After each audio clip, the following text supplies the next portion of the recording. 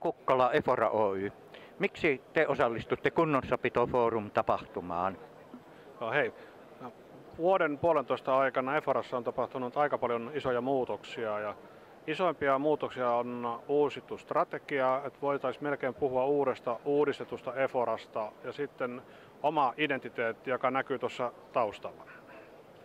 Ja näiden kahden asian kauttahan me olemme sitten päässeet siihen, että niin kuin tuolla taustalla lukee älykkäämpää kunnossapitoa, se on niin kuin strategisesti meille tärkeä linjaus ja sitä kautta olemme luoneet erilaisia pilottiprojekteja ja niitä tekemällä niin kehitämme ja haluamme kehittää suomalaista teollisuutta ja kilpailukykyä.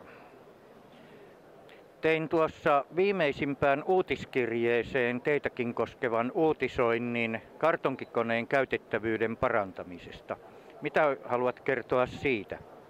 Joo, no meillä oli semmoinen, tai on edelleen parhaillaankin menossa pilottiprojekti sen Imatran kartonkikone 2 osalta. Me olemme toimittajaverkoston kanssa kehittäneet matemaattisen algoritmin, jolla me pystymme ennustamaan tulevia häiriöitä.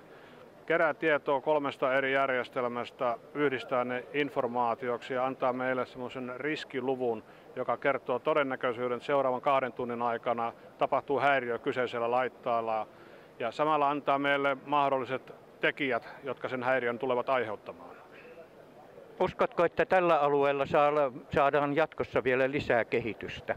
Minulla on täysin luottamus siihen, että tällä alueella saadaan lisää kehitystä ja tämä tulee olemaan tulevaisuuden toimenpiteet kunnossapidosta. Pystymme ennustamaan, pystymme vaikuttamaan etukäteen kaikkea ja jo pelkästään se määrä ihmisiä, joita tässä on esitysten jälkeen käynyt kyselemässä, keskustelemassa asiasta, niin osoittaa sen suoran kiinnostuksen asiaan. Eli onko tämä siis aidosti sitä älykästä kunnossapitoa? Nimenomaan tähän kiteytyy se älykäs kunnossapito, että rakennetaan, tehdään, kehitetään ja kehitytään, joka on meillä Eforassa niin kuin perustarkoitus. Kehitetään, kehitytään teollisuuden ehdoilla.